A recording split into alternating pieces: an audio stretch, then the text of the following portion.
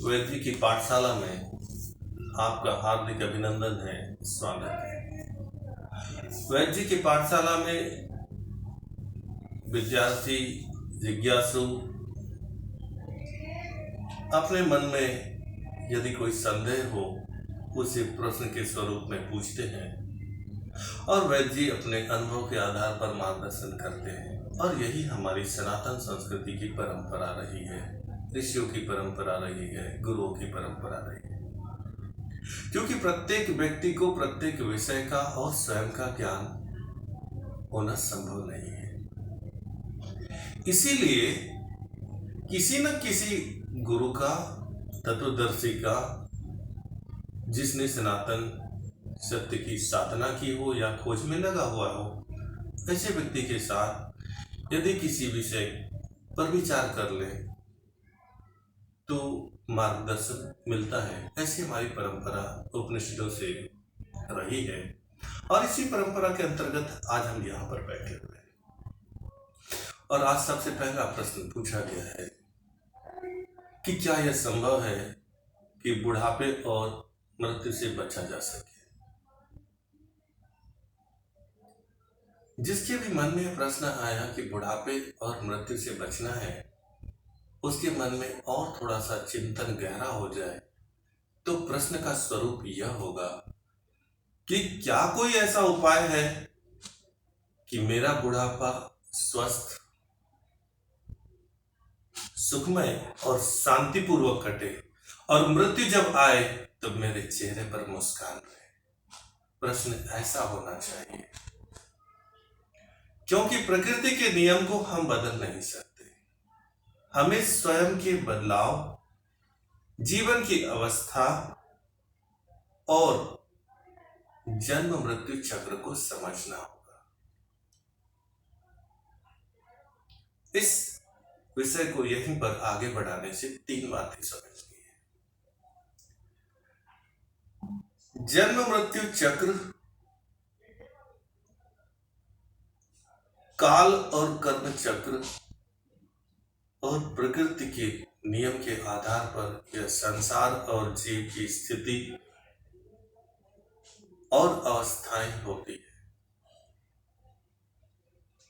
और जो लोग चाहते हैं कि उनका बुढ़ापा रोग से बचा रहे और मृत्यु आए तो बिल्कुल चेहरे पर मुस्कान रहे, उन्हें सनातन सत्य धर्म की साधना करनी चाहिए। जो मनुष्य सनातन सत्य की साधना में लगा हुआ है वह बुढ़ापे के रोग से भी बचेगा और मृत्यु का सामना मुस्कुराते हुए भी करेगा। ऐसा मैं क्यों कह रहा हूं, आप अपने व्यवहारिक जीवन का गहराई से चिंतन करें। लोगों ने अपने परिवार में जन्म से जीवन काल तक सनातन धर्म के सिद्धांतों के अनुसार जिया है, आचरण किया है, अपने पत्नी और बच्चों को संस्कार दिया है।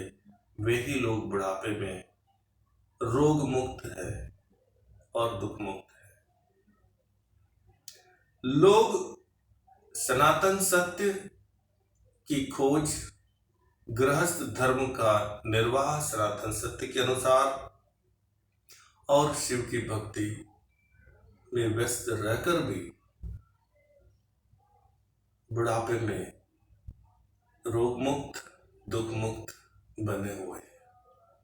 कुछ तो लोग ऐसे भी हैं जिन्होंने सनातन धर्मों के संस्कार को ही अपनी विरासत मानकर अपने बच्चों को संस्कार दिए और उन्हीं बच्चों ने आगे चलकर उनके बुढ़ापे को स्वस्थ, सुखमय और शांतिपूर्वक आगे बढ़ाया और मृत्यु के समय मुस्कुराते हुए एक दूसरे से विदा हो गए।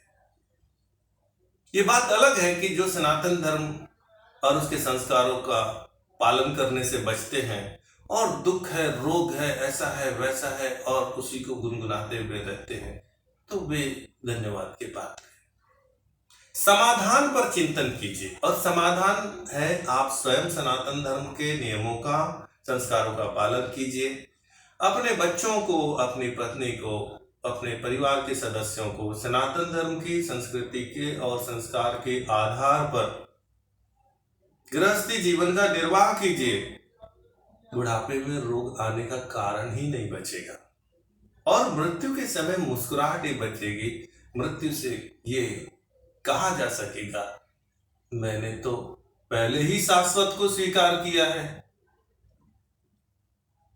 अब जो क्षणिक सुख के लिए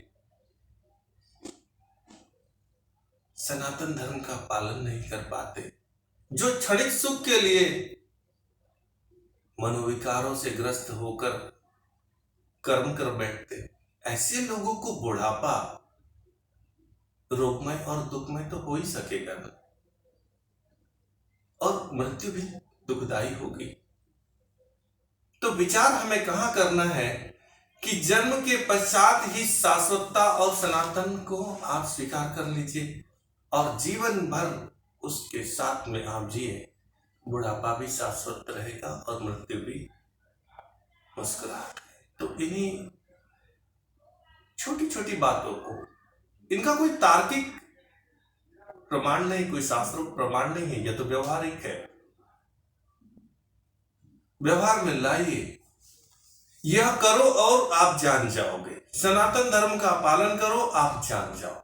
सनातन धर्म के अनुसार अपने मर्यादाओं में रह करके पूर्वजों की विरासत, वर्तमान की जिंदगी और आने वाली पीढ़ी के बीच धन संपत्ति, शरीर और संस्कार के तालमेल को बैठाइए। यह प्रश्न ही पैदा नहीं होगा कि बुढ़ापा रोगमय होगा, मृत्यु दुखमय होगी। जब आप 3 पीढ़ियों के बीच तालमेल बैठाने में असफल हो जाते हैं, क्षणिकता में आप कुछ भी कर बैठते हैं, तो फिर यह प्रश्न जरूर आ सकेगा। तो यह चर्चा किसी